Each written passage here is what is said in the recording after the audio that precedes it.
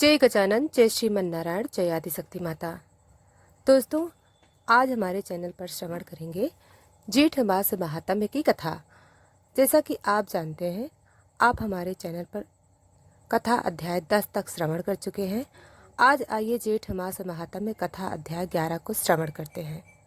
तो दोस्तों, हमारी हर भक्ति वीडियो आप तक पहुँचे, इसके लिए वीडियो को लाइक और चैनल को सब्सक्राइब करें।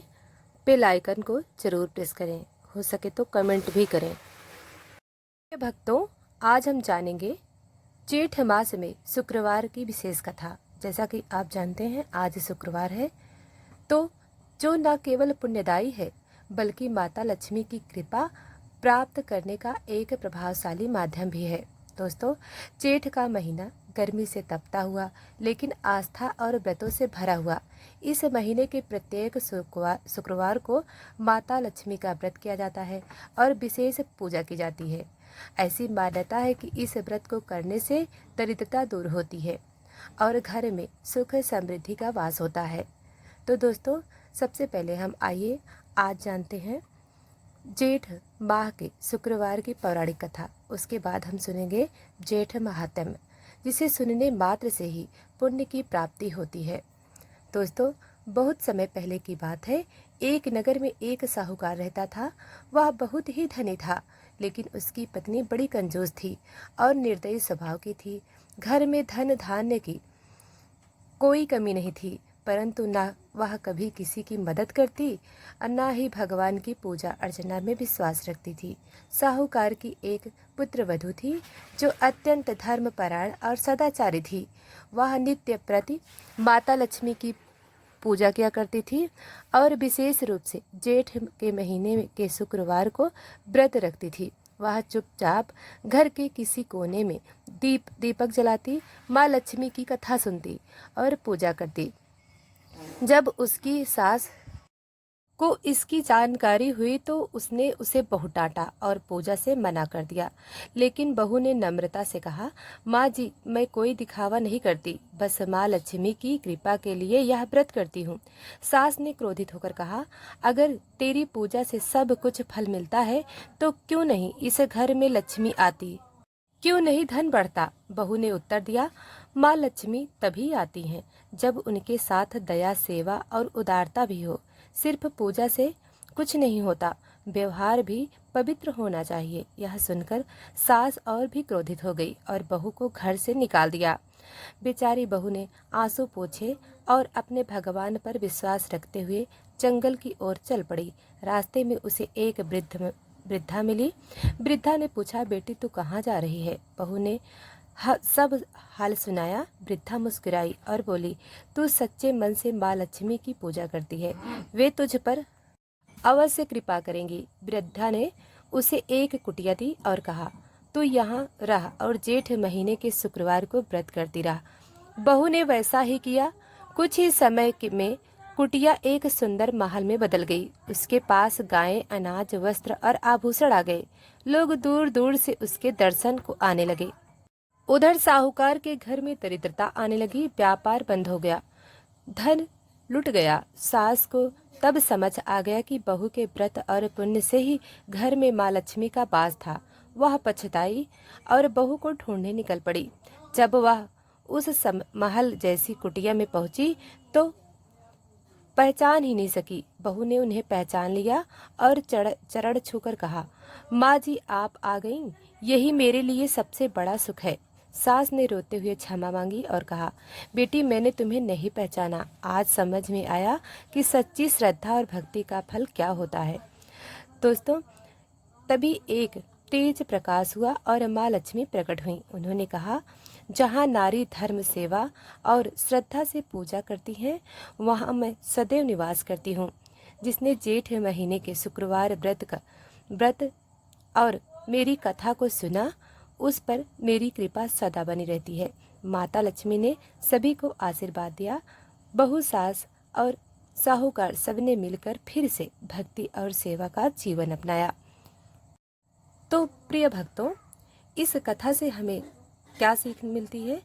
नंबर 1, सच्ची श्रद्धा और निष्ठा से की गई पूजा कभी व्यर्थ नहीं जाती। नंबर 2, स्त्रियों में देवी का वास माना गया है। यदि वो धर्म से हटेंगी तो लक्ष्मी भी दूर हो जाएंगी। नंबर 3, सेवा और मदद करना, दया और करुणा रखना, यही सच्चा धर्म है।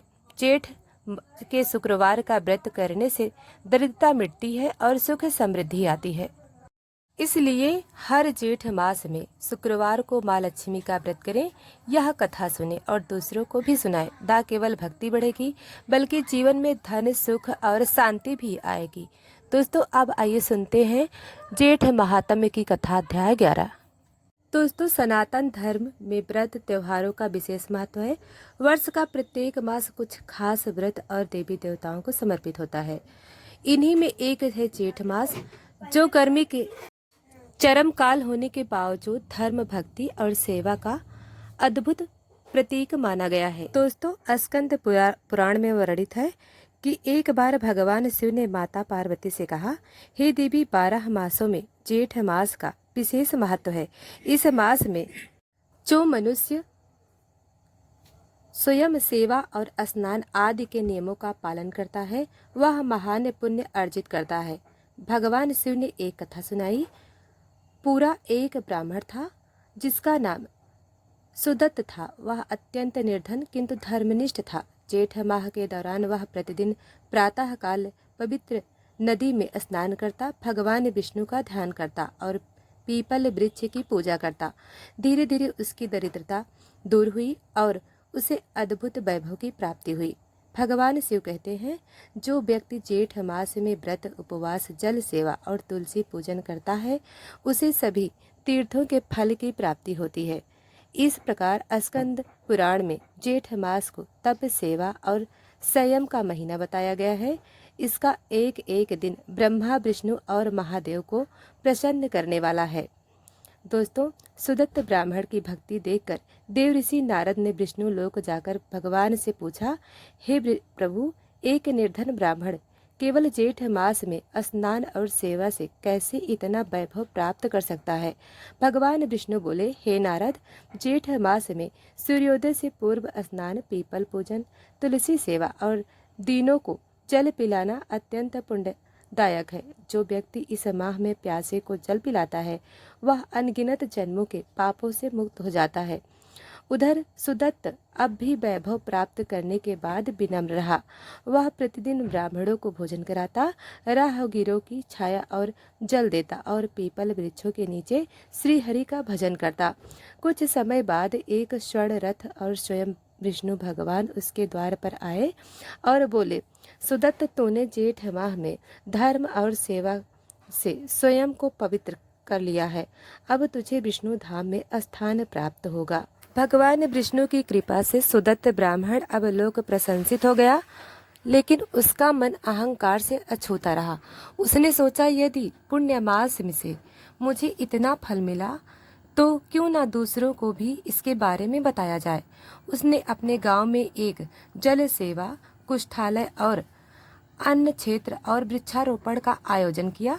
हर दिन प्रातःकाल स्नान के पश्चात वह पीपल वृक्ष को जल देता, तुलसी की आरती करता और यात्रियों को शीतल जल पिलाता।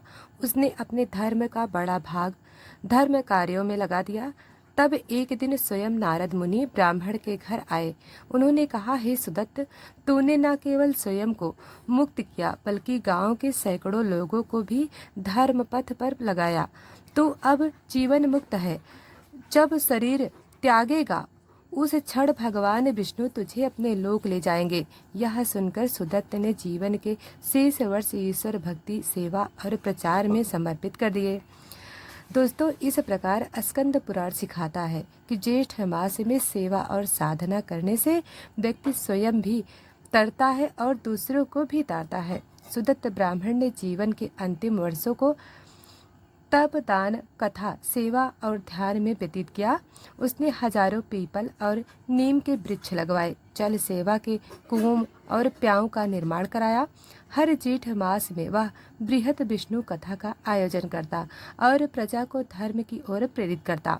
जब उसका अंतिम समय निकट आया तो उसने व्रत पूर्वक जेठ मास के अंतिम शुक्रवार को गंगा जल पिया, विष्णु सहस्त्र नाम का जाप किया और पीपल वृक्ष के नीचे शांति से बैठ गया। तभी आकाश से दिव्य रथ उतरा, जिसमें 4 गरुड़ स्वरूप सेवक और स्वयं भगवान विष्णु प्रकट हुए। भगवान बोले, हे सुदत्त, तूने अपने जीवन को धर्म, सेवा और नम्रता से संवार लिया है। अब विष्णु धाम में तेरा स्वागत है। सुदत्त ने नम्र आंखों से भगवान को प्रणाम किया और प्राण त्याग दिए। देवताओं ने पुष्प वर्षा की और आकाशवाणी हुई। जेठ मास में जो धर्म पूर्वक आचरण करता है वह मृत्यु के बाद विष्णु लोक को प्राप्त होता है। इस प्रकार स्कंद पुराण हमें सिखाता है कि जेठ मास तप और सेवा का महीना है, जिसका फल परम मोक्ष होता है। सुदत्त ब्राह्मण के विष्णु धाम गमन के बाद उसके गांव में अनेक चमत्कार घटित हुए। जिन वृक्षों को उसने लगाया था वे फलने फूलने लगे और उनके नीचे बैठने मात्र से मानसिक शांति का अनुभव होने लगा। जल सेवा स्थलों पर रोग दूर होने लगे। प्रजा सुखी और समृद्ध हो गई। राजा को जब यह समाचार मिला तो वह स्वयं उस गांव आया और पीपल वृक्ष के नीचे सुदत्त की स्मृति में एक धर्मशिला पवित्र स्मारक बनवाया। वहाँ हर जेठ मास में विष्णु कथा, भजन और अन्नदान का महोत्सव आरंभ हुआ, जो आज तक चलता आ रहा है।